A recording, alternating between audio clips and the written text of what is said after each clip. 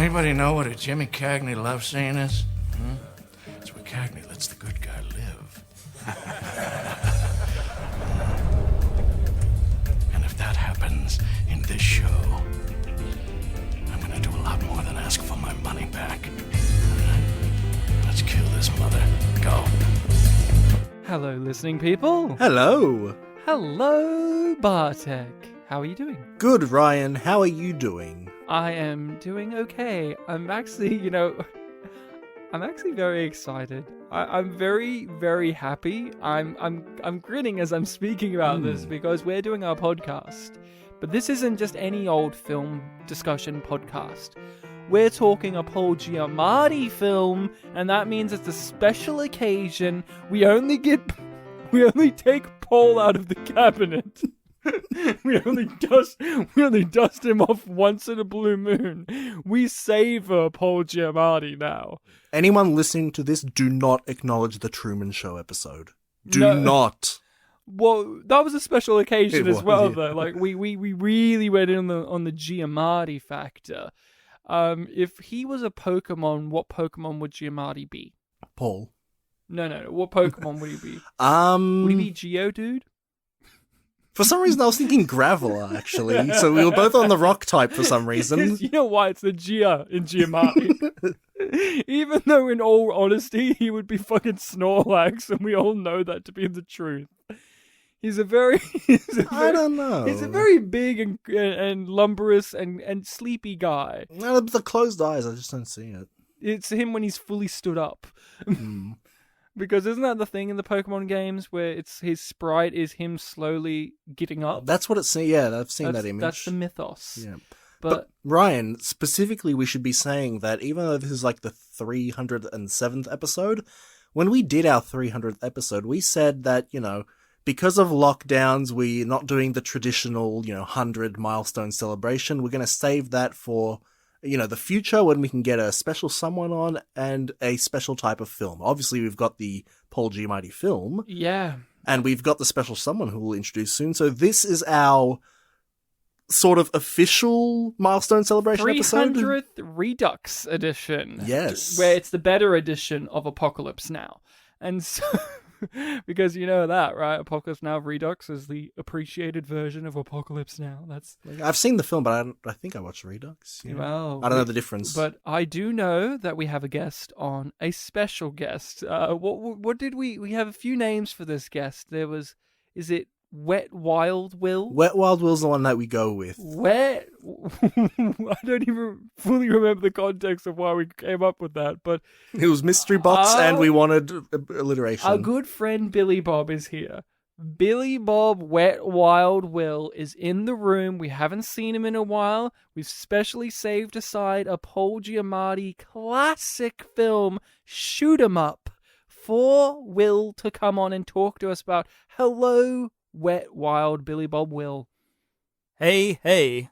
He said, hey. Greetings, guests. The fine china is coming out, and the fine china is Paul Giamatti. And yourself. Yeah. I like that he said greeting guests when he's the guest. Oh, wait, yeah. Listening people. It's been a while, listening people. He's it's out been of a while. whack. He's been on mute the entire time we've recorded episodes. I've just had to be hiding in the house, waiting for my time. He was with the Giamatti in the cabinet. We dust them off at the same time.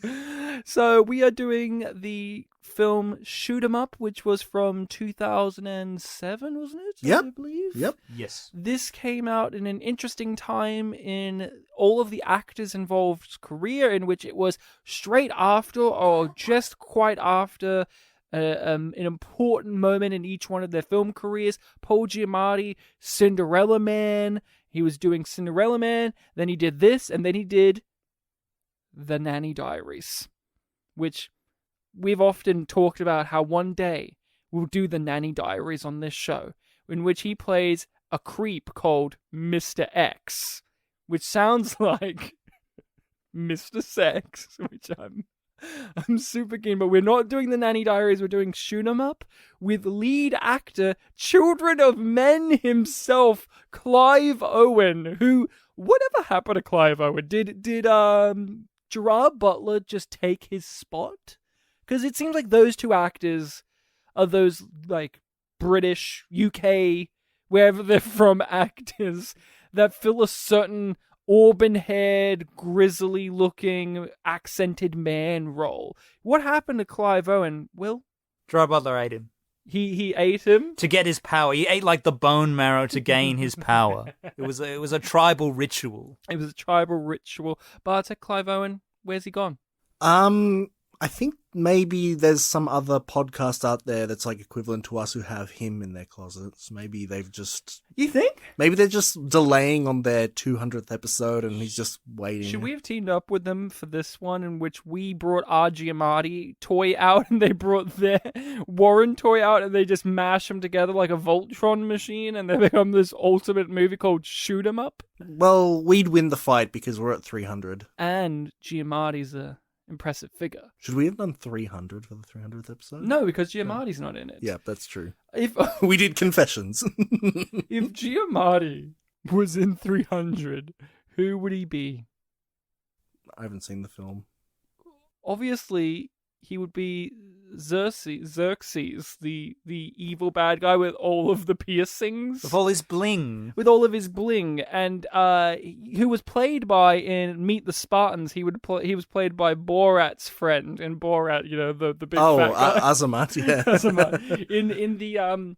In that movie. But let's talk about Shoot 'Em Up. If people have not seen Shoot 'Em Up, we recommend you do. We are spoiling Shoot 'Em Up. I know it's an intense film with numerous amounts of details in the plot. So if people have not seen Shoot 'Em Up, watch it because we are talking about it. Let's get into our histories with this feature film, Shoot 'Em Up. Bartek, where have you been? Because I imagine you've never seen this film before. Have not. Where have you been? I've been at home, and I have access to a lot, but at the time, I didn't have... Do you? Do you have access? What's that supposed to mean? Because you don't have Shoot 'Em Up. I have to question your accessibility at home if you actually do have that much. Yes, if only you let me finish my sentence. Okay. Genius. I had access to a lot, but I didn't have Stan.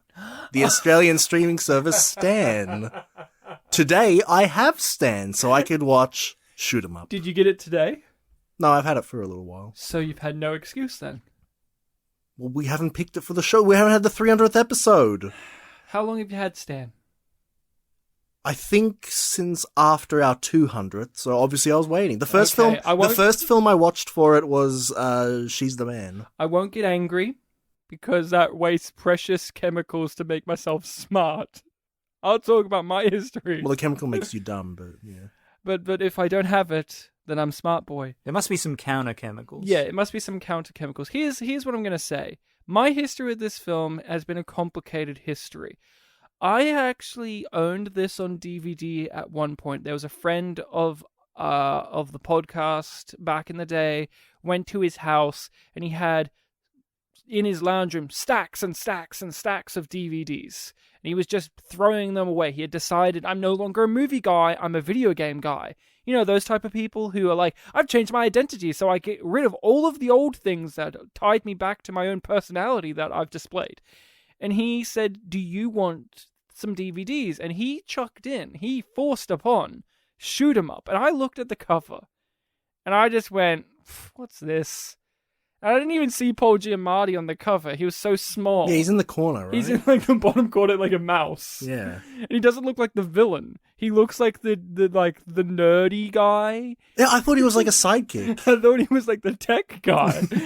But then if you look at the cover, he's holding a sniper rifle. So what was I thinking? But I saw this and I went, okay, I'll put it in the collection. And then this friend came to the house one day and he did a big no-no, which is he had regretted giving away his DVDs. But he didn't want to say that he regretted it. And he looked at my DVDs and he literally pointed to Shoot 'Em Up. Just pointed at it and tutted and said, wow, I can't believe you took it. And I just went, okay, take it back. And he took it back, and I've never seen Shoot 'em Up until this day today when I've been watching for this podcast. So I was whining about Bartek about not having the ability, but like I have not seen it till this moment. But I've had a relationship. It was a setup. It was a setup to a payoff, a dramatic payoff. Will, come and tell us what is your relationship with Shoot 'em Up. Oh, I feel a little dejected now because that was just such a good story, Ryan. My one's not really very interesting. Was mine good? I'd give it a 6 out of 10. It was all right. Let's hear your story. My history with this. Oh, I'm gonna get ripped apart. My one's not even a 3 out of 10. Don't get mad, Bartek. It will make you dumb. It'll lower your IQ, Bartek. The phlegmadrenum. Okay. Let's hear the story though. He's just waiting in ambush. This was probably like 2018, maybe 2019. I'm at my mate Oliver's house, and I think I'm like 95% sure he's got Stan Up, and we're doing that thing we often do where we can't decide what movie to watch, and we've been browsing through the catalog like an hour, and then eventually you just pick one. Basically, you just force yourself. You quickly just grab one, and it's like, we'll watch this, and we watched it. Like we did with LaQuisha. Oh, no, they desperately don't want you to do that with LaQuisha. Amazon Prime, hides it. You've got to put in every letter. Yeah, yep. But yeah, no, it's not really that complicated. Like a couple years ago, we just happened to watched it, and then it's like, yeah, that was all right, yeah, that was okay. It was fine, you didn't get bowled over by it? I mean, I like Paul Giamatti. We all I'll love watch Paul. a movie for Paul Giamatti. So since this was a couple of years ago, after you'd already done this podcast a few times, when you watched the Paul Giamatti performance that first time... first, Bartek, what would you rate that story? It wasn't too great, but it's kind of a guilty pleasure. I'd listen to it again, Okay. to be honest. Skip back 30 seconds. So when you saw Paul all those years ago, this was after you'd covered Big Fat Liar with us. Mm-hmm. Did you? I think you might have already done Lady in the Water with us around. Did you say 2018? 2018, 2019. It might have been 2018, 2019. I can't quite remember. The last 2 years have felt It might have been a very bit long. before. Okay, so you've had Big Fat Liar under your belt at least. Yeah. And so when you watched Giamatti in this movie, did you think to yourself, I'm being a naughty boy and not watching this with the boys for the podcast? I did I think I even meant to I should tell the guys to watch this. I don't know if that was supposed to be Paul Giamatti there. Whoa. Did Academy Award nominee Paul Giamatti just entered the booth? Did Cinderella Man himself, Paul Giamatti, enter the... He was Big dusted Fat- off. Did Big Fat Mama's House Liar enter the room and tell us his amazing Thunderpants-like story? Oh, that's a good point. You also had the Big Mama's House under your belt then. Did Big Mama's Mr. Sex and whoever he played in Lady in the Water just come into the apartment building? Did 12 Years a Slave just come? Did Drek enter the room? Because he was Drek, right? Yeah. In Ratchet and Clank. Did non-Kevin Michael Richardson Drek just come in? I did unpaid Paul Giamatti as Drek enter the room, because you remember that story, right? In Ratchet and Clank, Wait, the they movie, didn't pay him? they sent, because they originally had Kevin Michael Richardson cast and doing the voice, and then they kicked him off the project with no word of warning to replace him with Paul Giamatti. That was another reason why people didn't really care for the movie. And then they sent the paycheck for that performance of Paul Giamatti to Kevin Michael Richardson. They still had him on the payroll thing, and they sent it to him instead of Paul Giamatti. And Kevin Michael Richardson had to drive over to Paul Giamatti's place and give it to him. So I'm stunned. You're stunned. We have done Ratchet and Clank the movie for the podcast. So you saw this performance. You were obviously aroused, blown away, but you didn't feel the need to tell us, the boys of the pod. I feel like I did, but I can't remember, so I probably didn't. I feel like after watching it, I'm like, I should tell the guys to watch this film, Shoot 'em Up. It's got Paul Giamatti as the crazy zany villain, maybe this is right up their alley. And it's like, I should have done that, and I feel like I did, but I can't remember the It specifics. feels like of it. something you would have done. So I yeah. probably didn't do it. So now hearing about his ongoing redemption arc in his story about how he didn't tell us and now he's redeeming himself by joining us in the discussion, how would you rate his story? You know, it's going in the direction of Terminator 2. I think it's getting better. Interesting you said Terminator 2, because it made me feel like I was watching an arc in an anime unfold. And it's that part of the anime in which they're about to lift the rock up, like the big boulder that's blocking the wall from the Titan. And I feel like that's where we're at. And will the Titan fight be amazing or not? We'll have to find out by the end of the episode of this podcast. But The Titan being Jesus, right? Giamatti. Jesus Marty. Jesus Marty. So, if Giamatti... No, I'm not going to do this. I watched this last night, and I was blown away. Truly blown away. I knew nothing going in, other than it was an action movie where Paul Giamatti had to handle the gun for the first ever time in his career, and that's all I knew. I knew Clive Owen was in it, and I look at Clive Owen because of Children of Men and a few other things as respectable, unappreciated actor Clive Owen. The working man's actor. He seems like an everyday guy type of guy. And so I watched this and it's hard to describe this, but the color palette and the contrast of the shot of him sitting on that bench before he even grabs out the carrot told me what type of movie I was in for before he even killed that guy with the carrots, and it went immediately into Crank 2 territory. Just the color palette and the high contrast on Clive Owen's face, and then the absurdity of seeing the crying pregnant woman and a guy crashing. Even before that, just that alone, the contrast and the color, I sat back and went, oh, it's going to be one of these movies, huh? And then it was. And then we got Paul Giamatti. And I did not think he was going to be the villain. I didn't realize he was going to be the bad guy. I thought he was going to be the nerd tech genius guy that he would have to come to, or like his schlubby accountant or something. I thought he was going to be a bit more like Steve Buscemi in Desperado. Like, yes. He's like the kind of dweeby guy that's friends with the badass and like would like be the wisecracking one that like talks him up or something. And then they die halfway through, and it motivates the hero to be even better. But Paul Giamatti said, "Fucking no, guys." I've been on a streak of doing acclaimed movies. I want to do a bad guy role again like I did in Big Fat Liar. And I didn't lose it at the carrot being shoved through the guy's head. That was like, okay, this is fine. But I lost it very early on when Paul Giamatti spoke in this fucking bizarre accent. And he's like, it only works with a thumbprint, see? And it's my thumb. And I'm like, what is he trying to audition for the Penguin? I don't know what he's doing. And yet I loved every single choice he made. And the big laugh in the first act was when he ran past the pregnant woman who had been shot in the head and her tit is hanging out, and he says like, nice pair of knockers. Nice knockers. Nice knockers. And he runs up and I'm like, the thing that really completes that is like, nice knockers, and he keeps going up the stairs, and then he looks back briefly and then keeps going up the stairs.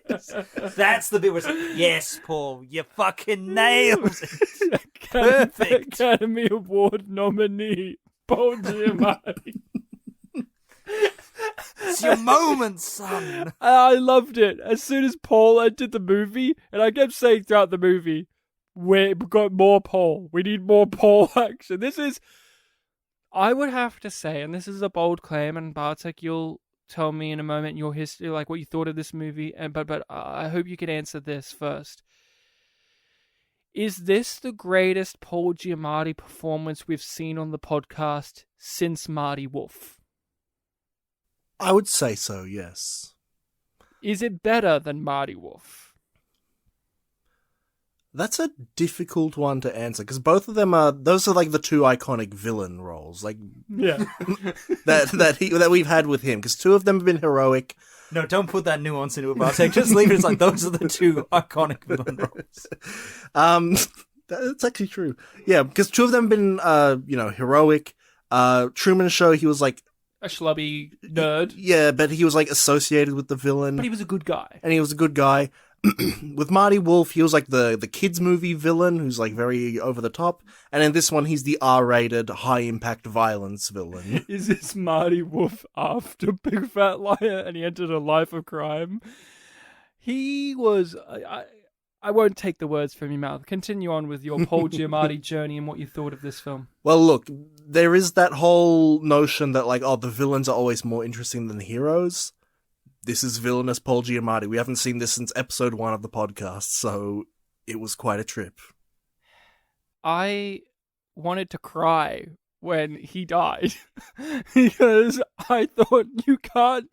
Legitimately, I was devastated when he died because I thought you can't... I actually said out loud, you can't do that. At the end? Yeah, when he died I had... I was like, you can't do that because I'd become so endeared to Paul Giamatti.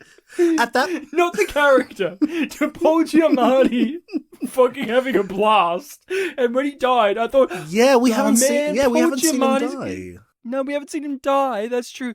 But when he died in the film, a little part of my monkey brain just went, "Aw, Paul Giamatti, the actor. That means that his journey on this film ended." Like, a part of me is like, I wish Paul Giamatti was doing this film all of his life because he seems to be having the most amount of fun I've ever seen. He's having more fun in this role than he is as Marty Wolf. Marty Wolf is him having fun in what can I get away with in a kids movie. This is what can I get away with after being nominated for an Academy Award performance. And I'm not saying he Norberted himself, where Eddie Murphy did Norbert straight after being nominated for an Academy Award, but you know, it's close. It's close. I didn't have it when he died at the end because, you know, it's a film villain. It's probably in this kind of film, the villain is going to die at the end gruesomely. Yes. But I had it 22 minutes into the film where, like, you thought that he died. Yeah, I was worried. I was legitimately like, fuck this movie if he's dead. Like, I'm not joking. It was just like, we picked this film because of Paul Giamatti. If he's only in 22 minutes of this 100-minute film, then it's like, what's going to happen? And if this was like Thunderpants, where that movie never pretended like Paul Giamatti was a big player, he was just a little minor role, then you'd forgive it, right? Yeah. But if the movie baited and switched on you that he was this antagonist and then, bam, he's gone, we would never be able to get on board for the movie. Yeah. And there's been movies like that in action and others where they introduce this villainous figure or just this legendary character actor, Godzilla 2014 with Bryan Cranston, for example, where they introduce them in the first 15 to 20 minutes and then they get killed off and then you're following something else. And you're like, why am I even invested? You've lost me. I was sold on this, not just for the marketing, but like, we didn't know anything about Shoot 'em Up. We just knew, oh, it has Paul Giamatti. And, you know, I didn't even think he was going to be a big role in the movie. I just thought, well, it'll be fun to see Paul again in an action film. I want to see that. But when you watch that movie and he walks in with this, like, it's almost like a yes and kind of improv scene where it's like, a scene's happening and he walks in and goes, "Yes, guys," and I'm in the movie too. Like, he really comes out of nowhere. When he first enters, he's like, "Oh fuck, Paul Giamatti's here now." Yeah, Okay. yeah. I like what we were saying before about like, oh, I thought it was a sidekick. I thought like it was like, oh man, my buddy Clive Owen's in a jam again. I better like go, you know, like ask him what's up. Oh, a dead body. Whoa, little comedy moment.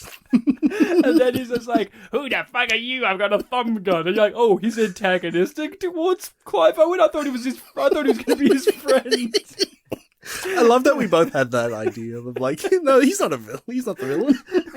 I can't remember. I feel like the description I read at Stan on the time is like, oh, and the main bad guy is Paul Giamatti. So I didn't get to come into this impression. I only read the first line, which was like high impact violence. I'm like, oh, this is actually gonna be a really violent But film. maybe I'm misremembering because it's been long enough. Maybe it's because I've already watched it. I'm like, oh, Paul Giamatti. Yeah, he is the bad guy in that. Maybe I didn't know coming in. I Yeah, don't well, know. we've got first impressions. So did you like the movie? I did. Outside of Paul, Mm-hmm. did you love it? Yeah, more or less. Yeah, I had a really good time with it. There were a lot of really. I wasn't expecting it to be such a like funny film after I became aware of like, oh, this is like a really violent action-y film. It's going to be, that kind of thing. But they have a lot of really goofy stuff in there that really tickled. If this was a Czechoslovakian film, how much would you love it? It would be very different if it was a Czechoslovakian film, but I would love it. Because there was one gag that felt straight out of Lemonade Joe, where we find our lead actress is a breastfeeding prostitute. Yes, a Dairy Queen. Is that what they're called? No, that's where she ends up at the end.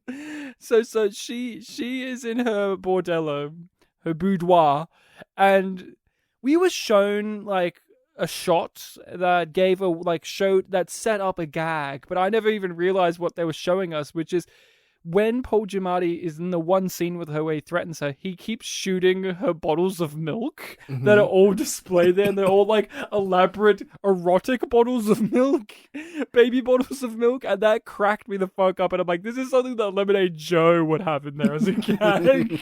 This is like one of the most absurd fucking things I've ever seen in my life. Like, this is after he stabbed so many people with carrots, and Paul Giamatti squeezed breast milk out of a corpse. Which we'll get to that. But that scene where he's like threatening her is like, the more I shoot it, the hotter it gets. That voice of his.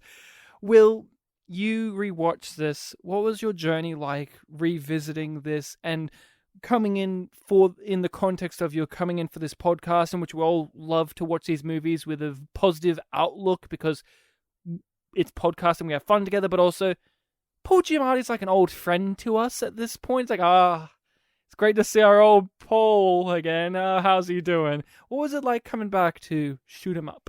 I think it's a film that's very easily rewatchable. I think it's alright. I think it's good. And I liked it the first time, and it had been long enough that as I'm rewatching it, I was like re-remembering things. It's like, oh yeah, that happens, and oh yeah, that happens. Laughing at certain bits again. And it was a pretty smooth transition. I think it held up well on a second watch.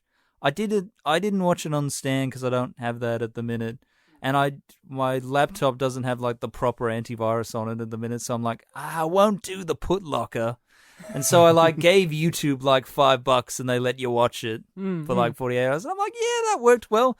But the only thing I can complain about you rent a movie on YouTube. The only thing I can complain, I went down to the comments being like, oh yeah, no, there'll be some good stuff here. And it's like, no comments. Now, is that just like, are people not allowed to comment on the movies you rent? Or is like, can I just not, is it not allowed? Or did people just, no one care enough about Shoot 'Em Up? Maybe you were the first person to ever rent a film on YouTube. Am I the only man who's ever rented a film on YouTube? Probably. It doesn't seem like a good idea. I'm the only man who has YouTube Red, known as Premium nowadays. So I wanted to give that a go because I'm like, yeah, I'll do it. It's only $5, and they worked all right. I liked that the film never pretended to be more than what it was, which is we're going to just be shooting guns at one another and exchanging cheesy lines. It never took itself too seriously. Everything was a gag or everything was a setup to an amazing action sequence. This is a movie that allows the actors to play around. This is a movie that allows Clive Owen to do the usual badass guy with a gun action star thing, but also put a baby in a bulletproof vest and run around with a CG puppet baby. And I appreciated that. It allowed Monica Bellucci to... if Roger Ebert reviewed this movie, I feel like he would have had did he react like he did with Blue Velvet, in which it's like, she's sexually humiliating herself on screen, she's a talented lady. Did he do that? I didn't read his full review. I only read one quote where he said like, with a film that goes too far, I would criticize that, but this film goes so beyond too far that I have to give it praise for that. That's true. Yeah. That's a very fair description of the movie. Ebert was unusually unfair, but sometimes he could hit the nail with the hammer there. He just, bam, got it in place. And this movie, I just really liked the visual presentation of it. The camera moves, the cutting of the action sequences weren't confusing to me. I liked the obvious special effects and green screen in some scenes. It was amusing to me. It added a laughing effect. It made me think of a higher budget version of Who Killed Captain Alex, in which it feels like a bunch of people got together and they wanted to make a film with what they could, and with Academy Award nominated actors. And so I had a blast, but really, the film lives, breathes, and dies by Paul Giamatti at the center of it. Everything else is in service of Paul Giamatti. I walked in wanting Paul, and I walked out being happy that I got him here. But I came in with that mindset of, oh, I'm going to see Paul Giamatti. But do you guys think that his performance is truly as crucial as we think it is outside of just us liking Paul Giamatti? Like, if he wasn't in this movie, if this wasn't the performance he gave, would we enjoy this movie as much? I halfway through your question, I had an answer, but I think the second part of that question kind of changed it. So you're asking if he wasn't in this film, would I still like it? Yeah.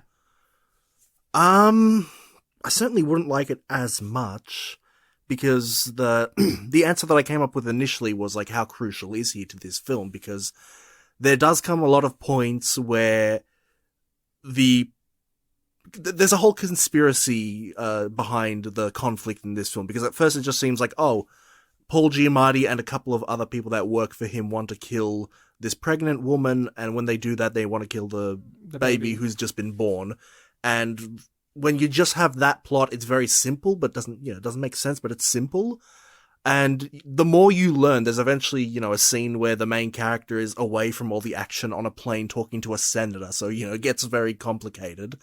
It's like Metal Gear Solid game. Yeah, but no matter how complicated it gets, the action always comes back to, a Paul Giamatti conflict. Mm. So he is very, very crucial to this film, and for that villain who is in all of these important scenes, he really does, leave his, I almost said stain, but leave a mark on this film. Yeah. So, it would be a very different film without him, even though, most of the funny gags, most of the funny action gags, don't necessarily involve him.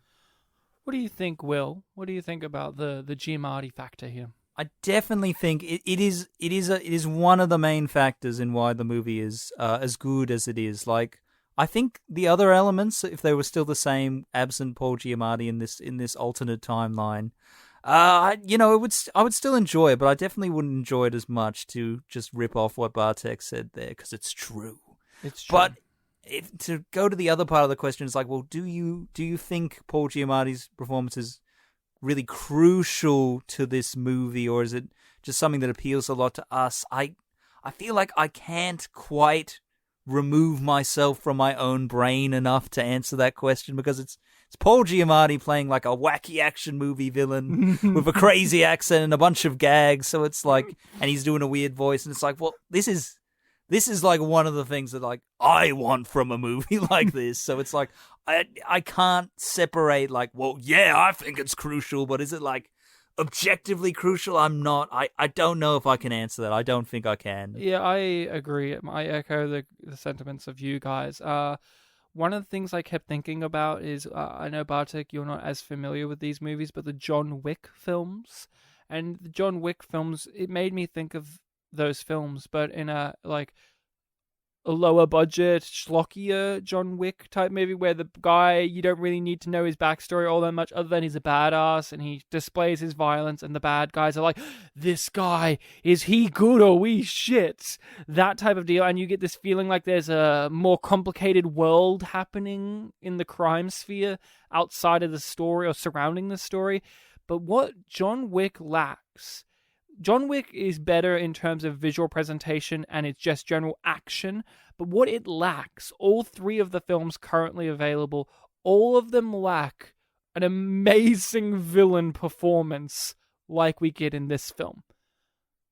All of them have fine villains. They're all fine. They're okay. They all work. I don't even remember who the villain was in the third film, and that was one of the last movies I saw in the cinema. So all I know is John Wick and Halle Berry had to fight people with dogs. That's all I remember. But a great villain performance is a key factor to my enjoyment to these type of movies if the action isn't as spectacular. John Wick's action is super, super amazing, so it skates on by. But this movie's action is very good, but it's not as good. It's a lot schlockier.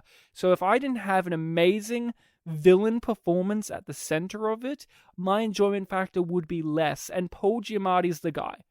And I could see other actors doing this role as well, but let's not forget that Paul Giamatti in this film isn't even the head bad guy. He's like the muscle of the head bad guy, and he's so good that I forget that there's another bad guy in this movie. In fact, I don't even think they needed another bad guy. I think Paul Giamatti should have just been the leader and the boss the whole time. Yeah, even in the scenes where that guy does appear, Paul Giamatti still kind of commands the scene. Like when they're in the warehouse or whatever it was, the Hammersmith warehouse. Paul Giamatti's talking to the boss. Smith is there quietly, and then they discover that Smith is there. The boss isn't the one who like, we're gonna get you, or like talks to him. It's Hertz. It's Paul Giamatti that's like, my boss was just saying something about you. Like, he's bringing up like, this other character. Like, it's not like that kind of, respect for the boss kind of thing. It's not that he was disrespectful to him, but he's, commanding the villainous side of this scene. But the boss does have his villainous, like, I'm the big boss qualities to him that we see with the a pussy with a gun speech that he has, which is the capper to Paul Giamatti's journey. And I do feel like in some other movies, we have the bigger boss above the one that we usually have in, like, the main antagonist. Like in Big Trouble in Little China. That film has these 3 or 4 henchmen who are very iconic, but their big boss guy, played by James Hong, is also amazing, and he doesn't have as much screen time either. And I feel like this guy, it wasn't his performance. I thought his performance was crazy, Hammerson. I thought he was nuts. But it only felt like we really got to dig a little bit into him at the very end when we see his house filled with all of these stuffed dogs and stuff. And I was like getting a feeling of what this guy was, and then he was gone. And I wish that they omitted him from the script and just kept Paul Giamatti. Boil it down to being even simpler, because this is a simple movie with some elaborate little twists in there, but those twists are just veneers or means to get to other action sequences. Like the reveal of the actual plot of the baby and the bone marrow, and they want to capture the baby and the senator. None of that's what we're here for. What we're here for is whenever our characters are talking and a guy enters a room and they shoot the guy, and it means that there's going to be more guys to shoot. That's what we're here for. And that's another pro to the John Wick movies. Will, you've seen the John Wick movies. Their plots are simple. You killed my dog and stole my car. I'm going to fucking kill you. That's it. And I feel like with this big boss villain, I feel like that's just one too many complications added to a script that could just be tighter and simpler. Just have Paul Giamatti. We hear his background of being this FBI, not profiler. Director. Not director. Like, Profiler. Can't quite. He corrects them on being title, a profiler. Yeah. He's like a consultancy person. And he notices details that others wouldn't. And that just makes for a fine lead big boss antagonist. And I liked his line about, boss, shouldn't you hang back? And he's had that whole thing about being the leader, being the one in charge, the one at the back gets shot in the ass type of deal. And that sold me. I didn't believe that he was an underling to somebody else. That was also another factor, is because it's Paul Giamatti, well-known actor. Maybe the only other reason I could see this working if his big boss was another well-known, respected actor. But they weren't. They were just someone. Honestly, I got the big boss mixed up with one of Paul Giamatti's like right-hand men. Was he the boss all along? It's like, oh no, that's a different character. That's a different character. Let's talk about some other aspects where we're Giamattiing all over the place. We'll come back to Giamatti. He's very pivotal. But what were some other highlight moments for you in the film, Will? Oh, before we move on to highlights, I just wanna expand on the point that you just brought up, because I watched this with a mate, and when I brought up, I was talking to him last night, and I brought up, oh yeah, I rewatched Shoot 'Em Up for the you remember that movie for the podcast, and he was like, oh yeah, no, I got a bit lost in that, because it's like because it's like this movie, you know, it's killing people with carrots and all these elaborate gun stunts and things. You don't think this is the kind of movie where you have to, you know, pay attention. Now, the plot is not like some super labyrinth complicated thing where you have to be like eyes glued to the screen processing every single detail to like keep up, but it's more complicated than this movie feels like it would be. Yeah, so you don't have to pay like super close attention, but you do have to pay a little bit of attention. I feel like after the first half of the film, that's where you start getting some of the, you know, little bit more complicated story stuff where, again, it's not super complicated, but the way that the film was you know, playing out and making me feel like, oh yeah, this is, you know, in the ballpark of like turn off your brain kind of stuff. When you did get the whole thing about like, oh, there's a bone marrow transplant and this senator's the center of it. Like, it took me a little while to process all of it because I wasn't in, you know, super thinky mode, I suppose you could say. Yeah. So like at first when they brought up the senator, I'm like, oh, the senator's working with Paul Giamatti, and it's like, no, he's the ultimate target for Paul Giamatti. Like it took a while for me to realize that, even though it was a turncoat. So. Yeah. Yeah, it just does have one too many complications. I said before we recorded, there was one moment on the film where I got lost, because to me, I didn't get lost with those because the film did that comedic wink nudging at the audience about how absurd this all is, and overly explaining the plot, like stressfully explaining itself in a comedic fashion that felt natural to the sensibilities of the film. The moment that I got lost, and it was a bizarre editing choice, was in the final torture scene with Paul Giamatti and Clive Owen. Paul Giamatti is bestowing his take on who Clive Owen is, and that he shot his wife and child with a shotgun or something or other, if I'm not mistaken. But there was like this weird, like, series of cuts and overlay images, and the noises from like the images that were being overlaid had noises coming from them, and I kind of got distracted with what Paul Giamatti was saying, and it almost felt as if Paul Giamatti gave a speech and it was cut in half and condensed, and I was like, did I miss something here, or was it just a weird cut and momentum of the scene that it just threw me off? I think it was he was working at his dad's gun shop, and he sold the spree killer shotguns they used to shoot his wife and child at the burger joint. Yes. But that was like, because like that part of the backstory comes in like very close towards the end, very quickly, and there's like, you're right, there are flashing images and noises and the sort of muffled, whispery voices. There's a lot going on in that little bit. Yeah, it just felt... And it's never even 100% confirmed that actually is his backstory. Paul Giamatti is still asking, he's like, am I right? Am I right? Is that you? You know, am I dead on? But yeah, and though I definitely interpret it as like that definitely is. He just doesn't want to give him that ammo. But you know, like that's not even like 100% confirmed that is the guy. Yeah, just for some reason the way that particular scene was edited, it just had unnecessary bells and whistles and felt like a monologue or a speech that was cut in half, and I just got a little lost. That was the one moment where I got lost because this presentation was more unusual than it needed to be for that scene that was being presented. So what were some highlight moments of the film for you guys that isn't the Giamatti?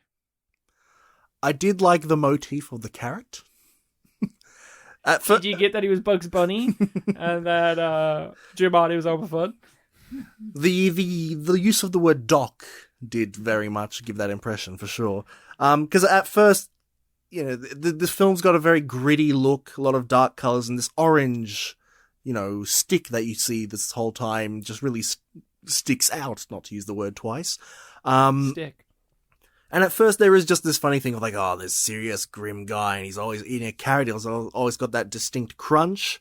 But then when they elevate that to him using it in action scenes in very intense ways, or even just like as a little handy tool, like all of that was very fun. Yeah, I enjoy that. And it was, and also the nice little touch of like in his safe house, like he's growing a bunch of carrots and he just grabs one. I really liked the touch of when Giamatti and co are like, is he dead? He's probably dead. And then Giamatti hears the crunch of the carrot. He's like, fuck, he's alive. I enjoyed the carrots too. What about you, Will? What were some highlight moments in the film for you outside of the Giamatti factor? Outside of the G, man. Because, I mean, there's a lot there. There's a lot. The G, man. There's a lot. We've already mentioned the carrot. The carrot stuff is all just so gold as well. Especially, like... Orange. I feel like... Yeah, no. It's orange. Yeah, no, I feel like it was almost always a new carrot as well, too, when he whips one out to get one. How many did he have in his pocket? I loved his little I loved his little hideout flat. I like the little gizmo he uses to get in of putting the rat in the thing and it comes down. That felt very kids movie. It was such a grim and gritty character.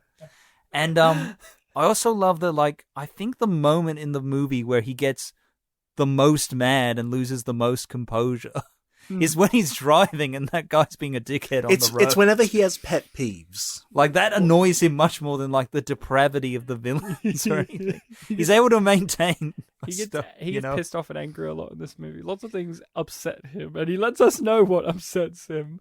You know? But I feel like the road rage at the dickhead drive, I feel like that was the big outburst. If this film had, like, a wiki, there would be an entry for, like, everything that makes him mad or everything that pisses him off. How come that isn't in the trivia? List of things that he was pissed off at. And then in the trivia, somebody just writes that the performance of Bela Lugosi and Ed Wood was unfair and unrealistic. And that's not in this movie, but I wanted to point that out because fuck that performance. Somebody wrote that too for some reason. But no, my favorite thing in the movie is an action sequence. And it is when Clive Owen exits the plane, and it's a bunch of green. It's a bunch of green screen, and it's like YouTube level, 2010 YouTube level effects. Oh, so futuristic then, because it's a 2007 film. And when he kicks that one guy into the helicopter planes and he's still shooting at him. And it's got that really stock, like, ching sound effect.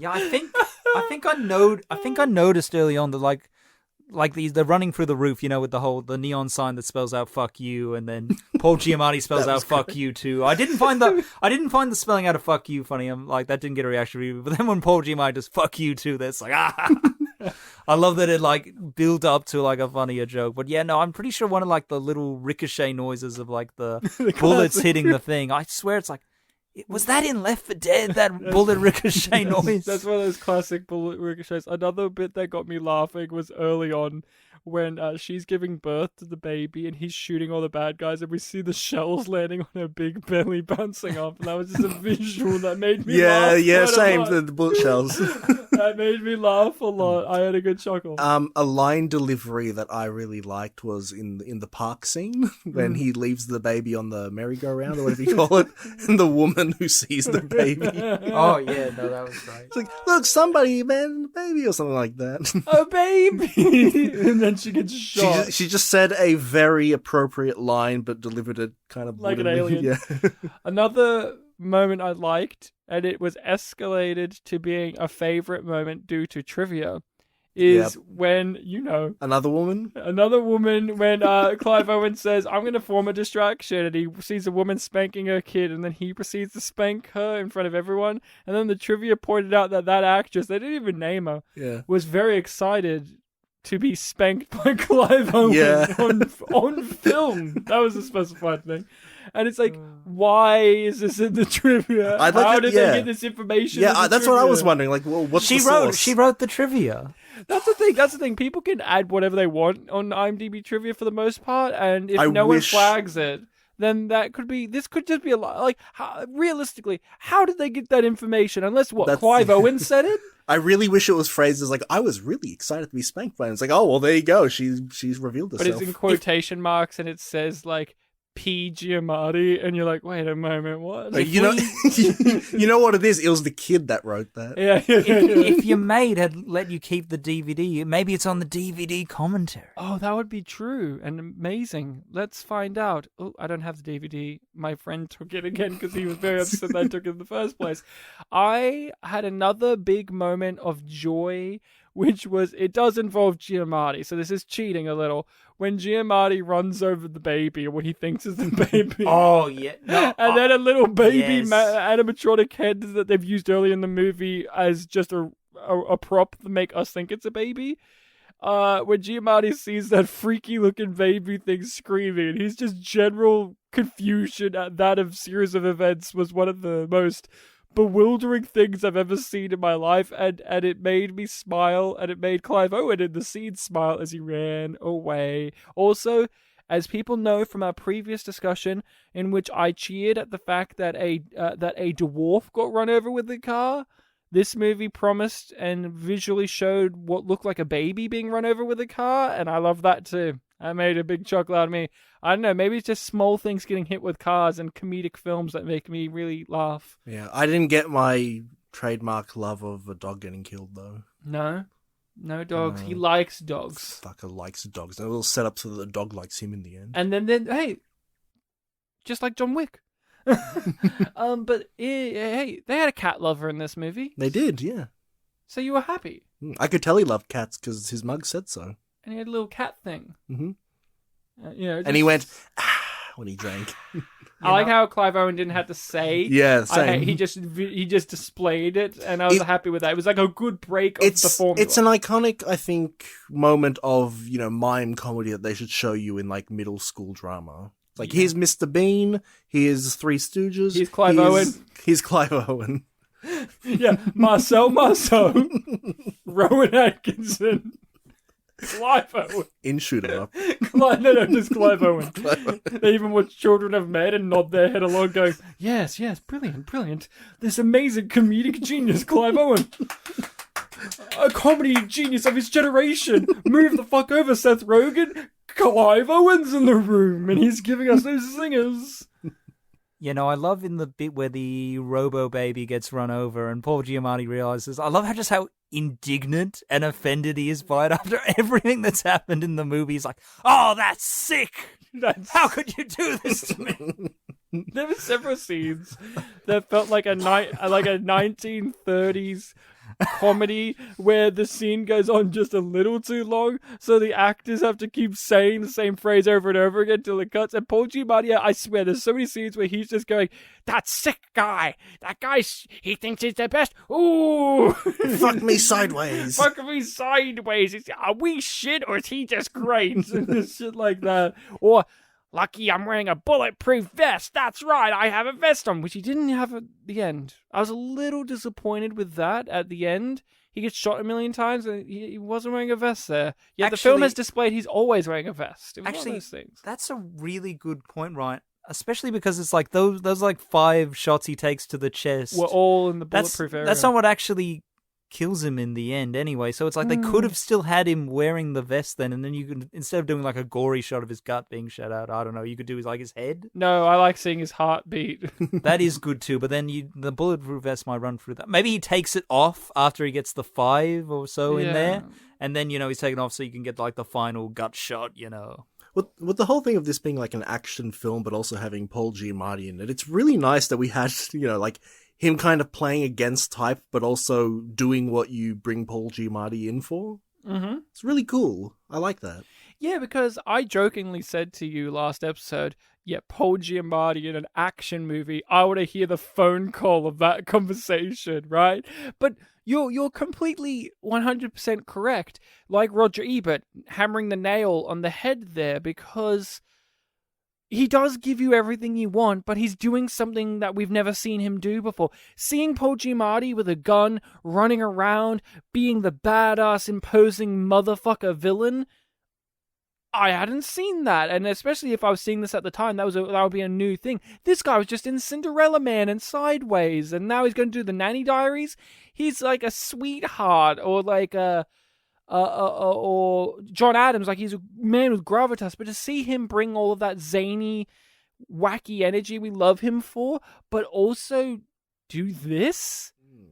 Like, I didn't know that this was going to be an R-rated, high-impact violence film. When you told me, like, oh, it's Paul Giamatti handling a gun for the first time, the image in my head that I had for this film was him being in there, him reacting to a recoil for the first time and, like, yelping. Like, I thought that's what I was in for, and... Like a Big Mama's House type deal. Yeah. Yeah, I thought he was going to be his character from Big Mama's House, like that nebbish friend who's like, jeez, what are you doing? Yeah, like, I thought he handles a gun, it's like just a trivia point. I didn't realize that this was Guns the movie. Yeah, another joke that I really liked in the movie, to get away from Giamatti again, was the introduction of our lead actress, and then a guy pops up, and you're like, oh, okay. And there was a Giamatti line to cheat again, to go back to the Giamatti pool. When he figures out that the baby needs to be fed, we'll get to him getting the breast milk off the corpse. But him saying, like, in that action movie way that a villain says, where he's just like, track down every wet nurse, lactating mother, and, like, lactating hooker in town, and we're gonna get this motherfucker because the baby needs to eat. Amazing. Amazing that you can get an Academy Award respected, nominated actor to deliver those kind of lines, and he does it in a cheesy manner, but also with that gravitas. That absolute gravitas. Oh, what did we all think of action scene whilst also being a sex scene? That was pretty impressive. You know what? I haven't seen that before. Not that I can recollect.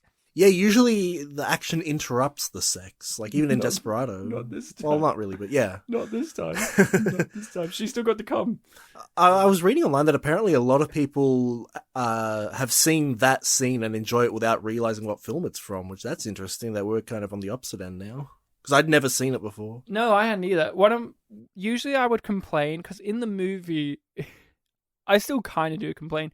In a movie where a sex scene is coming up just because they have to have one. Yeah. And it's like in the most inconvenient time to have one, which this definitely was. But the payoff to it was worth it in the end. Like, if it was we get interrupted and, oh my god, they've caught us with our pants down and we get knocked out and the villain captures us, then I would have been pissed off. But here, they thought, what if we had one of those scenes, but he's still fucking her, and we're having to choreograph not showing anything properly? That was pretty clever. When the scene began and it was still just, a sex scene, the fact that the gun was right there, it's like, oh, wow, I wonder if this is just like a little funny thing, or if this is telling you what the scene's going to be, and it was telling you what the scene's going to be. Now that's blowing your load. Yeah. There are so many points in this film. We mentioned, like, this film is self-aware, it knows what it is. And with films that are silly like this, you might sometimes get audience members who just don't get it. Yeah. I feel like there are a lot of points in this film that really try to, like, hammer home, like, guys, are you getting it? Like, we had the whole, fuck you too line, and that whole scene. Like, the fact that the girl, DQ, is just into it the entire time and, like, almost doesn't even acknowledge the fight scene going on. That is very much against her character, because she's, like, very serious kind of throughout the rest of the film. But the sex is good, yeah. But the fact that, like, it's so good that she's... This is a character who dumps a baby in the alleyway so she could give a guy a gobby so that she could get the baby something to eat for money or whatever it was. The vest, the bulletproof vest. So she could get the vest. It's better than a crib. I mean, that was a very sensible investment given everything.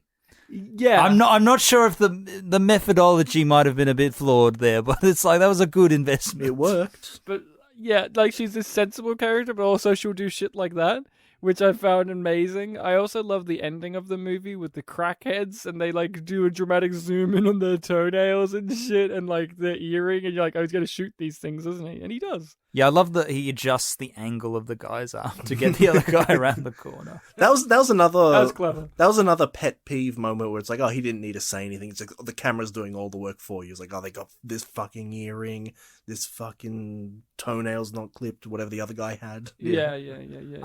I also Ponytail. Ponytail, One yeah. that was earlier in the movie, but then he redid that at the end. And also the milkshake guy. He made sure to get the milkshake guy. I love the bit where he's on the bus with the baby, and he notices the other baby wearing the little beanie, and he takes off his filthy sock to put it on the baby. And As the hat, and the other mother's like, "Oh yeah, good job." she approved. She's like, "Yeah, now you're doing it." He looked like, good job. And I thought that was very funny. That was very sensitive of you, Clive Owen. Yeah, well, he lived in the Children of Men universe. He's become a very sensitive guy. He's no longer disaffected. Ah, so he lived. Well, yeah. Did you not see this film? You know, this is Shoot him up. This I is only noticed now. Children of Men too. Shoot 'em up. Yeah, if only there was a really extended one and done take in a car spinning around like they did in Children of Men, then this film would really nail it. Oh, brother, this... If this had a video game adaptation, Oh, yeah, a point-and-click adventure. It's an RTS where you play as Paul Giamatti sending goons after Clive Owen. yeah, you play all the guns. Yeah, you play. It's Enter the Gungeon. That's what this game is. So, where you keep getting different types of guns. Yeah. I didn't know this gag because I'm not a James Bond fan. But early on, he uses the specific gun. Yeah, like that a James, Walther PKKK or something. yeah, I don't like know. James Bond uses. Sorry, and he's like, it's not really good, and he's just like, this is a piece of shit gun, and he throws it away, and it's like, it's because it's like, I guess meta wise, it's like a gag because Clive Owen was the second choice for Bond after Daniel Craig. Imagine that universe in which Daniel Craig was in this movie. And Clive Owen was Bond. Well, all of those Bond films would need to have a baby or an unborn baby. Well, let me tell you about a little James Bond film. I was going to name one like I've ever watched any of the new ones outside of Casino Royale. Quantum of Solace. Where there's that guy who doesn't know how to... what was he? He had a broom in the background. Do you know this? There's a famous extra in Quantum of Solace who's in the background and he's got a broom and he's supposed to be sweeping a path behind them, but his broom is like a foot or two off the ground. Oh yeah, I think I've seen that. Yeah, he's not even trying. Is Quantum of Solace the one where they were writing the script as they were filming it? Writer's strike. I haven't seen any of the Daniel Craig ones. I've only seen some of the older ones. I've only seen the first. I've only and seen third. those relatively Have you seen recently. any of the Clive Warren ones? Clive Owen, sorry, Warren. I wish I'd seen the Clive Owen ones. I wish I'd seen the Paul Giamatti James Bond. Oh well, never say never. We're going to need a new Bond. Giamatti's free, I think. So why not? No. Giamatti would play Q, definitely. Here's your fucking laser gun, you motherfucker! And he throws it at Bond. And then John Cleese is in the corner. He's the old Q, and he's just like, bloody oath, these damn woke comedians. And Giamatti's like, shut the fuck up, you limey bastard. Fuck me, I was in Sideways. Fuck me sideways, I was in it. Fuck me sideways, I was in that movie as well as Big Fat Liar. Fuck me Cinderella Man. You know what's really funny about Cinderella Man? From last I checked, Russell Crowe, who's in Cinderella Man, has stated that working with Paul Giamatti on that film changed his life forever because Paul Giamatti is one, if not the best actors he's ever worked with in his entire career. And that brings us back to Giamatti. What has been your perceptions of Paul Giamatti before we did this podcast? What was your knowledge of him? What did you think he was as an actor? To be honest, I don't think I had any knowledge of Paul Giamatti before we did the podcast. Like, I'd seen Truman Show, but, he wasn't the biggest player in that. Yeah, I don't think I knew anything about him. Wow. Marty Wolf really was my introduction to him. You haven't seen Amazing Spider-Man 2? No, I haven't. I've not Saw the seen first Amazing one. Spider-Man. Wait, wait, let me guess. I can't remember what villain he plays. He was a villain. I can't remember what villain he plays in that. Big, Things with R? He ends the movie. The rhino. Wait, is he like really ripped and tall? Well, Ryan, you said he ends the movie. He ends that continuity. He ends that continuity. So Paul Giamatti's bald, has a wire tattoo around his head, speaks in a thick Russian accent. Is it like? I think I Speaks vaguely in a remember thick this. Russian It's like in a accent. mech or something. He's in a big... And there are people who think that movie's good, by the way, and I agree because Paul Giamatti as Mecha Rhino is one of the best. But Oh yeah, what a way to finish off the film. It's like, here's Paul Giamatti as like a Russian Gundam Rhino guy. But Will, what about you? Gundam Giamatti. What was your perception and understanding and knowledge of Paul Giamatti before we started talking about him and made this mythos around him? I liked Paul Giamatti and everything, but it's like, before we did this podcast, we did Big Fat Liar, I was definitely not the person who would like look at the cast for a movie and see Paul Giamatti and be like, oh yeah, I'm excited. Like, you know, I see that whenever we watch this, you know, we quickly flick it on, I see Paul Giamatti's in the cast, I'm like, oh yeah, no, good times. Whereas like before the podcast, I definitely wouldn't have been like, you know, I liked him, but I wouldn't have been like, oh yeah, Paul Giamatti, I'm excited, man. What type of actor do you I think definitely- did you think of him as? Like, what type That's- of roles or what Ooh. type of genres? Or like, did you think he was a comedy guy or dramatic guy? Even though I'd seen him in dramatic stuff, I definitely probably would have. It's hard to go back to my mindset there. I think I would have gone zany, but he's got quite now. I've had my like great Paul awakening. I know of the great range of Paul Giamatti, and he is just all over the shop, the whole shop. He But owns, it's he like, owns the I fucking feel shop. like before, even if I've seen him in quite a lot, I've probably seen him back before this podcast. I've seen him in more dramatic stuff than Interesting. wacky stuff. But I think I would have thought he was more of a wacky bloke, but I'm not 100% sure. I bring this up because there was a moment in the film, we've alluded to it, where Paul Giamatti fondles a dead corpse's breast and it squeezes the breast milk out of it and he licks it or smells it and he claims jokingly that's his best love scene he's ever had in a movie, which is an amazing comment to make. I think romantic scene, I think you said. Romantic scene in the movie. Amazing, amazing, amazing. I looked at that scene and I sat back in my chair and laughed. We all laughed. Do we all want to go around quickly and give our thoughts on how we felt about when that dramatic moment took place? I had my giggle. He had a giggle. Will? I laughed. And I then laughed. I'm trying to remember now, even though I was seeing him twice. It's like, does he like? I know he like. I remember. It's like, does he close his eyes and just have a moment of contentment, or does he outright even like roll his eyes back into his He looks head? like he looks like he's orgasming It himself. looks like he's in bliss. He's in absolute bliss. When I saw that scene, I sat back. I had a laugh. We all had a laugh. We all slapped our knees and said, Giamatti.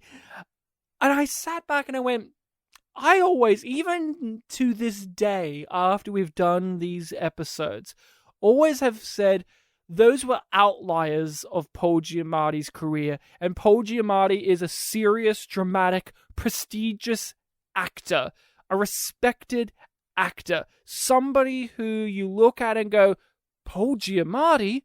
Right up there with other prestigious actors like your Daniel Day-Lewis, not in terms of level of like Daniel Day-Lewis is like the top actor, but like they're dramatic. They may do the occasional funny thing in a movie or zany performance, but overall, I have a high regard for them. And I watched this scene and I went, no, is that the outlier? And Paul Giamatti is actually a very hammy actor, a very over-the-top actor. Because I grew up with him on John Adams, that TV miniseries. And he's very quiet and very subdued and very naturalistic there. And then I saw this scene, and I'm thinking about all the movies we've covered, even Lady in the Water, right? Lady in the Water was Shyamalan hiring prestigious actor Paul Giamatti to be in his prestigious film, but it's all a joke. Mr. Heap. Mr. Heap, and Paul Giamatti's like I've hamming forgotten it. his name. Was it really Mr. Heap in that movie? And Paul, It took a while for them to say it, so when they said it, it's like, wait, what? and Paul Giamatti, we laughed because we think of him as this serious actor. In this movie, he seems like he's a serious actor. He's delivering all these serious monologues, but then that hammy actor in him is like, I gotta do a stutter. I gotta do a stutter. And he's just like over the top. But when he drinks the milk and he has it in his mustache, he's like a little baby on the couch being like, ooh, gaggy. And it's like... Well, he drank the milk and had the mustache and Lady in the Water. Yeah, but I'm saying like in Lady in the Water. Oh, sorry, I thought we were talking about this film. No. I mean, there's milk going around in both situations, so you know. Yep. But I'm looking back at what we've seen of him and what I've seen him do. Like, he's in movies with The Rock all the time nowadays. Like, he's in Jungle Cruise currently, and he plays like a mustache twirling bad guy. He has a parrot on his shoulder, literally. And Is the parrot also voiced by Paul Giamatti doing a back and forth with himself? I'm thinking to myself, where did this idea of Paul Giamatti being a prestigious actor come from? Because I'm looking at his filmography. There's so much goofy shit that he does, and yet we all walk around with this level of like, oh yeah, Paul Giamatti, beloved actor, Paul Giamatti. But Paul Giamatti is fucking funny all the time now. I'm looking at it and I'm like, after the breast milk scene, I'm never going to think about cinematic actor, Academy Award nominee. This actor is an actor that if you put him in a film, you've risen it up in levels of gravitas. No. Now I'm fully on board for Paul Giamatti is a con man of being schlocky. And he's a con man in the sense of he's tricked so many people into thinking that he's not a schlock actor, but he fucking is. And see, because I didn't have a history with him, I was pure. I saw it for what it was straight away. It's like if for some reason we all thought Tim Curry was a prestigious like gravitas actor, but then we realized that he's what we do know him to be, which is like super fun and campy. Paul Giamatti, I'm on board with this new perception of Paul Giamatti. Goodbye, prestigious actor Paul Giamatti. I'm on the fucking freight train for more movies like this. I am going to see Jungle Cruise because I know he's going to chew the scenery like no man's business. So now your iconic, line that you say when you do his impression is, I was, emphasis on was, in Sideways. No. It will be like, I was prestigious actor once, but now I'm in fucking Sideways. Yeah, and maybe because I think of Sideways as like, oh yeah, that kind of mumblecore drama comedy film where they drink wine, and I see Paul Giamatti in interviews all the time, and he seems like a really nice guy, a little bit socially awkward, but like he's serious, and then I see him in these movies. I guess let's not forget, he did have that quote saying that, like, Big Fat Liar, Big Mum's House were great films, Thunderpants was fun too, like, those were the ones he was talking about in that scene. Thunderpants is one of his favorite movies. Yeah, that's what I mean. I can't get past that. Now I can, because I understand this is the type of shit he actually likes to do. How come, like, I still can't fathom it. It must be just because of Cinderella Man and Sideways and John Adams and a few others blinding us all to the fact that he's such a schlock actor. Because, there are some over-the-top actors that people always point to as being over-the-top, and there's a mocking quality there to it. Like, if they're in a film, it's going to be funny. Like, if Nicolas Cage is in a movie, it's going to be, like, wacky and crazy. Like, Nicolas Cage and Mandy. Ooh, I've got to watch that because he's going to freak out. Nobody does that enough with Paul Giamatti. If there's there's a film called Morgan that came out a few years ago, directed by the son of Ridley Scott, I do believe. First film. Oh, what's that bloke's name again? I forget. And Scott. And I was going to say Scotty, but yeah. I love how serious he said, Scott. It's like, yes. It sounds like that was like a childish catchphrase, like Scott. Scott. And Anya Taylor-Joy is this creature in the movie. She's this manufactured, genetically engineered humanoid creature. And Paul Giamatti's literally in one scene in the movie. And he's there as a psychiatrist to test her mental capabilities and if she's actually like sentient or not. And no joke, there's no explanation in the movie for why he's like this other than Paul Giamatti just did this. Paul Giamatti walks into the scene and he's entering the scene like he's very pissed off. And it's like, no, but you're supposed to be like the mild-mannered psychiatrist who's like asking her these questions and then she flips out and kills you. But in this, he walks in almost like his character from this, in which his wife has just left him. He's fucking fuming. Like, he's got Anya Taylor-Joy, who's like this small, pretty young lady, and he's like screaming in her face these psychiatrist questions with his like big frame and big beard, and then she uses her like psychic powers to throw him against the wall. And no joke, he gets thrown against the wall and he reacts indignantly to this. He doesn't react like shocked or surprised, like, what are you doing? Don't kill me. He's just like, what the fuck are you doing?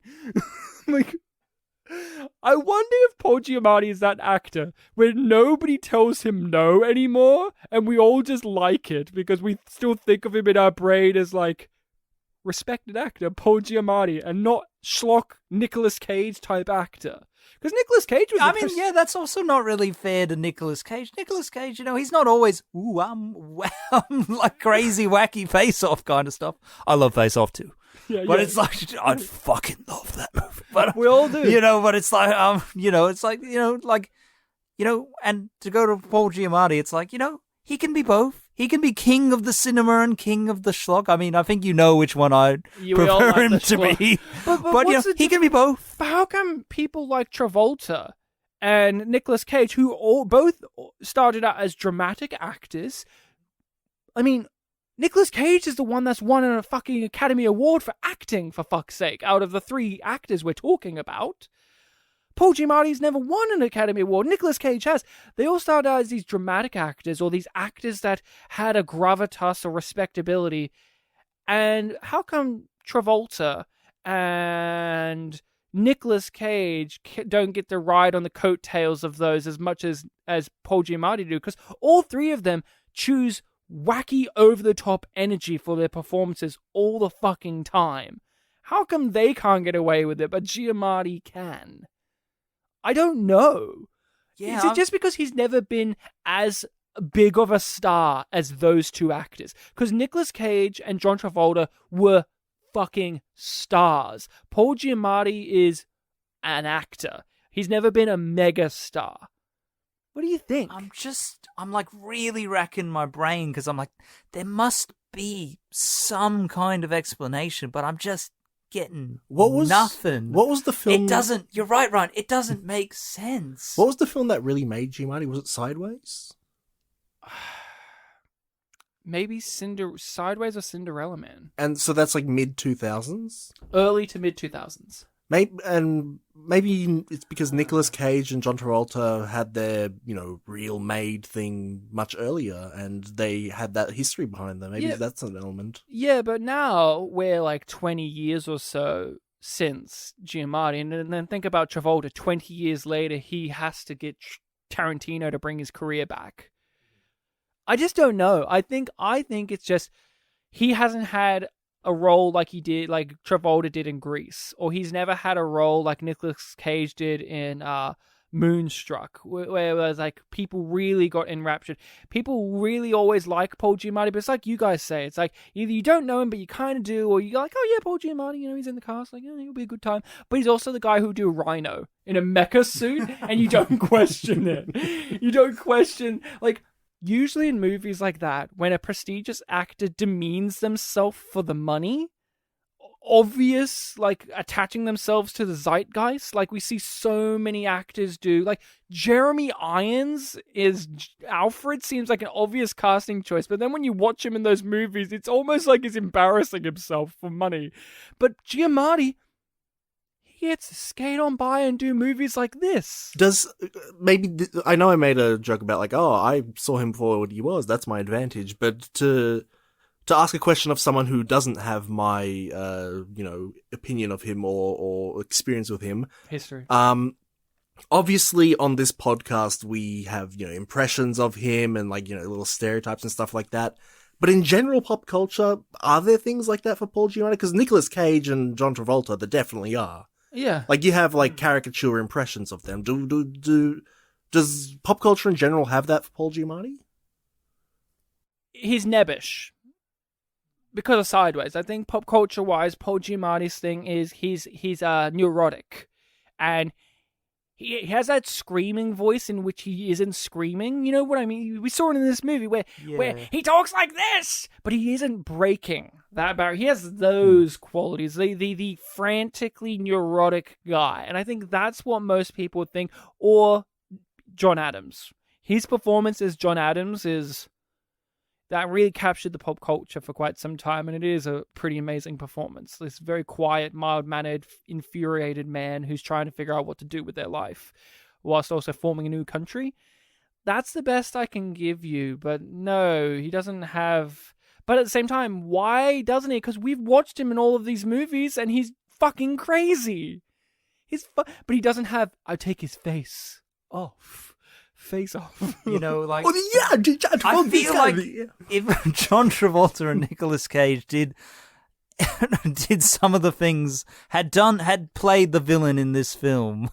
Like, it would be in sort of the rotations of memes of those two actors. But like with John Travolta, I'm thinking of like No, the why? South Park Scientology episode where he's like, "Yeah, why are you in the closet? Come on," that kind of thing. Why? How is Paul Giamatti able to just so seamlessly go into the schlock and just lord over the schlock as a king, but like not necessarily have that impact his Maybe he just Dramatic reputation. Yeah, his reputation. I'm so bewildered. How maybe he's just got Paul, how can you do it, man? I don't understand. I guess he just has the balance, and he hasn't really had a big fall. I guess. No, that's why I also think he's And I- always a supporting actor more so than a lead. Like, I wouldn't want it to like negatively impact him, but it's Ju- like just to- I just don't understand how he's just done it. Yeah, just to remind everyone, I think I've only seen the films of Paul Giamatti that we've done on the podcast, so I haven't seen it or any of the prestigious ones. So Yeah.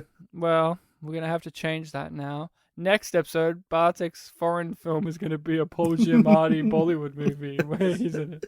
Oh, that would be That would be amazing. That'll be fun. Okay, you know Bollywood films. know- What type of character type would he be in a Bollywood production? Of the three we've done on the podcast, I could see him fitting in Main Hunna. Like As- that as I know what character. he yeah, I is. can't tell if he would be like Percy, like the kind of geeky guy, or if he'd be one of the teachers, like the wacky teachers. The principal. Yeah, the principal or the one that spits all the time. Yeah. Yeah. Yeah, that's who it would be. I don't know much else to say about Shoot 'Em Up. It's just a really fun movie. It's a recommendation from me. But I just couldn't help but think about talking about Giamatti because he's so good in this movie. And I wish he did more movies like this. But then I look at his career and I'm like, fuck, you've actually done mostly these type of movies.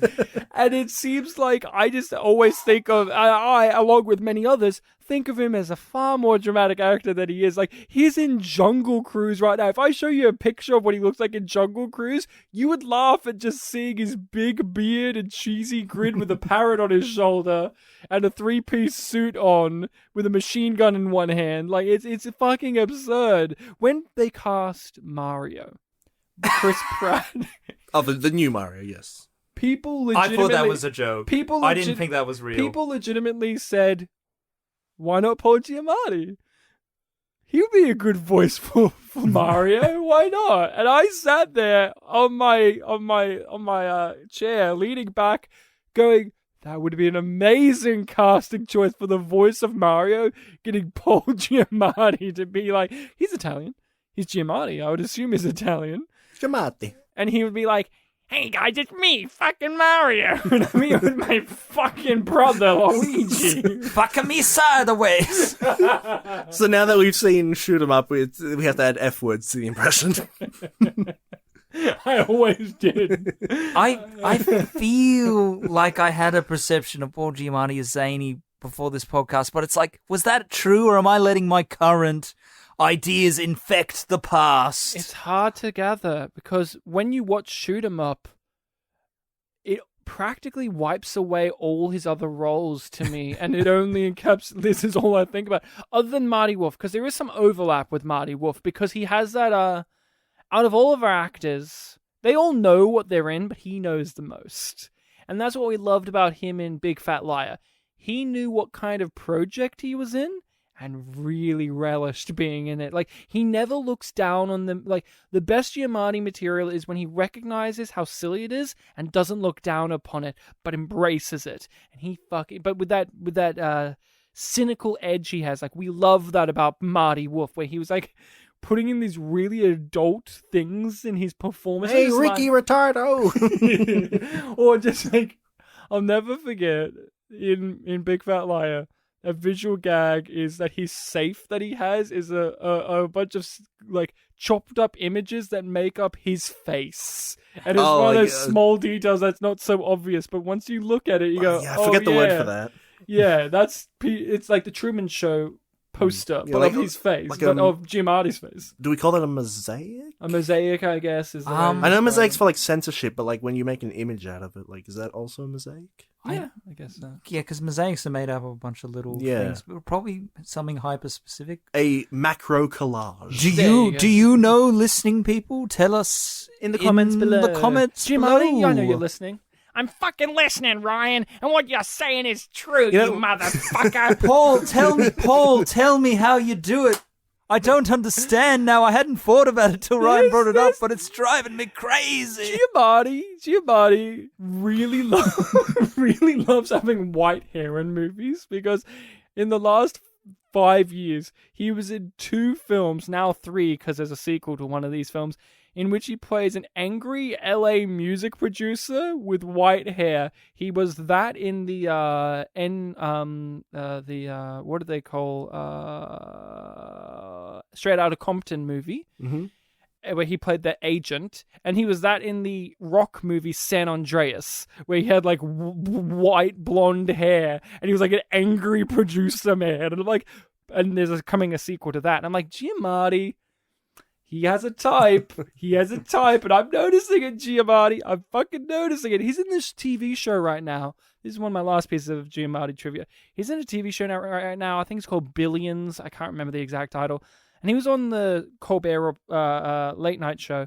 And he was talking about the opening scene and how he wouldn't let his kids watch it, or they did watch it, in which it's Giamatti is tied up in a kinky sex situation with a dominatrix, burning out a cigar in his chest. And Colbert reacted like, whoa, really? You, Giamatti? And now I hear that, and I'm thinking, what do you mean, you, Giamatti? That's a logical progression in his fucking career.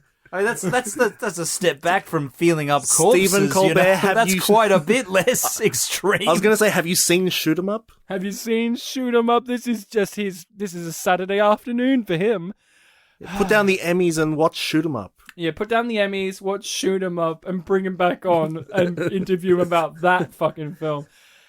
Anything else we want to say? I didn't get to say it when you were talking about the Mario thing, but yeah, not even just Mario, like any of the Charles Martinet characters. I think Paul Giamatti would be a fun one for like if you're going to Hollywoodify a cast member. Yeah, he's better than Drek in Ratchet. Like that casting choice for a beloved video game character. He would be better for Mario or Charles Martinet character than him as Drek in Paul, because Drek has such a deep booming voice in my recollection. From what I understand, like the remake Drek, they completely ruined the character. So yeah, because like he was like this really Kevin Michael Richardson deep voice businessman who was very straight laced, whereas Paul Giamatti version was like really wacky, and he has a nasalier voice. Paul Giamatti, I'm doing his fucking voice right now. I'm Paul Giamatti. He's a throaty, nasally tone, but which could work for Mario. # recast Mario. I can see him as Wario as well. Actually, that would be really But good. We gotta leave something for Danny DeVito. Danny DeVito as Wario. I was gonna say Waluigi, but no. Waluigi would be Charlie Day in the correct version of it, in which they just get their characters from It's Always Sunny. But hey, it's fine. Waluigi could be played by, I don't know, who's like a weirdo? Jared Leto. There you go. Nailed it. What tattoo will he have in his forehead? He'll send cast members in the mail tennis rackets to the mail. Like, Waluigi tennis bitch. And he's like outside their window. Oh, no. And he grows the mustache in real life and he tries to wax it to me like that. It's just perfect. Anything from you, Will, to wrap out thoughts? I would recommend Shoot 'Em Up. I think it's it's like a Sunday afternoon movie. You're just kind of sitting back, relaxing. Watch it with your dad. Yeah, watch grandmother. The whole family. It's a family affair. Granny, watch the film. There's a baby. They look after it. It's very parental. It's a film about the importance of family. And that's what makes it so. That's what makes it so important. That's what makes it so good. More so than Star Wars, I would say. Yeah. Oh, if Giamatti was in Star Wars, on the other hand, now he would have to play like a creature. He can't play a guy. You know, I didn't say it earlier, but when we were talking about how he's, you know, the right-hand man to the main villain in this film, I was going to say, yeah, he's the Darth Vader of the film. No, he's the Palpatine. He should be no. Now, when Ian McDiarmid passes away, get Giamatti in. as Palpatine. I love the implication that, like, yeah, Disney's not done with Palpatine. I mean, They can't probably be. not. They can't be. No one's ever really gone. So when Ian McDiarmid sadly passes away, don't replace him with Sam Witwer, whoever does it. Get fucking Giamatti. Don't explain why he's American now. Get Giamatti in there to be like, yes, motherfuckers, it's me, Giamatti. I'm in the Senate. Fuck me sideways, young Skywalker. Do it. Fucking do it. Fucking do it sideways. I'm fucking Palpatine. You know, normally I would complain if we do an episode where we just talk about one element the whole time, but it's the 300th episode, so I'm allowing it. It's Giamatti, and Yeah. this movie isn't deep. Yeah. We gave our complaints, we gave our criticisms of a positive road. We talked about the directing, the editing, the structure. The milestone special has to be like this. I feel. This is a step up from Lady in the Water. I enjoyed Giamatti in this more than I did. Lady in the Water, I was embarrassed for Paul Giamatti. For Mr. Heap. In this, I was thrilled for Paul. Like, I didn't want the movie to end for him. I felt like he was so upset with the production finish. I was so sincerely upset. Like that 22-minute mark. It's like, you're not killing him off. The film was. Oh, you're so right, Bartek. That would destroy this film, And it would, but hey, and it would destroy me. In the minute or two before finding out he's still alive, I actually was like, what is this film going to be now? he got shot 5 times in the chest, and he stood back up, and I believed it, because Paul Giamatti was fueled by anger at that point, and I believed that guy could do that. You know, actually, at the end of the film, when he was shot and like his wife called, he still stood up, like no problem. I was like, oh, let's have like a Metal Gear Solid 4 fist fight at the end kind of thing. Mm-hmm. Like these two guys are all battered and like they're on the same level. Like it's gonna be crazy. I but, did like the pathetic nature of Clive Owen with his broken hands in the casts at the end. Like, that gave me a real laugh, just seeing his hands in these goofy casts. It made me, bandages and all that, it made me laugh a little bit when he also had to utilize using his gun with the Karen It and is stuff. genuinely a really good thing after. It's like you take the hero's power away at the very end for the final fight. It's like, he's a sharpshooter. It's like, well, all his fingers are broken, so he's got to improvise a bit. Yeah, and he does. It's genuinely good. Bartek, what's your recommendation for next week? For next week, we're in my non-American cycle choice. We are going with a film of the French language called The Other Sun from 2012. The Other Sun? Yes, it's on SBS On Demand. Wait, don't sorry, know. just a question, Bartek. Sorry, Bartek, just a question. Is that other son as in like a male child, or Yes. other son as in... Oh. Yep, male Another child, the other son, the other male I've offspring. never heard of this. I know that once upon a time, long ago on this podcast, I tried referencing the movie The Good Son, and I accidentally called it The Other Son. Okay, fair enough. So that's one bit of mention in So the you past. were now you're recommending the other son. Yes. Is Giamatti the main son? Is Paul Giamatti's French equivalent the main son? Guys, whoa, we're like 92, 93 episodes away from the next milestone. We can't go into it next. La Giamatti. Yeah, I was actually surprised because I obviously I remember what this film was. I forgot what language it was in because a big part of it is Israel and Palestine. So I was like, oh, it was a French film. Ah, interesting. So we'll be watching that next episode, so stay tuned for that. Will, a pleasure as usual to have you on and talking about everybody's favorite schlock actor, Clive Owen. Oh, and Paul Giamatti too. And as usual, Bartek, 300 plus episodes. I'm very happy we got here. I never thought necessarily that we wouldn't get here, but it never entered my mind that we would get here. When we sat down with Will all those years ago to watch Big Fat Liar, and Will told us some interesting facts about the semicolon. I never thought, man, we're going to be here years later with Will telling us some weirdo things about movies, and here we are. Especially since we rarely, actually keep count. I feel like we go almost a full year before we're like, hey, what number are we up to anyway? Oh, okay. Yeah, exactly. So, thanks, people, for sticking with us. If you have, or just joining us for this one, there's plenty to look back upon, but, my empire of dirt. My empire of hurt. But, that's it from us. Until next time, remember to be kind to each other. See ya, listening people. See ya, guests. Oops, I mean listening people. Fuck me!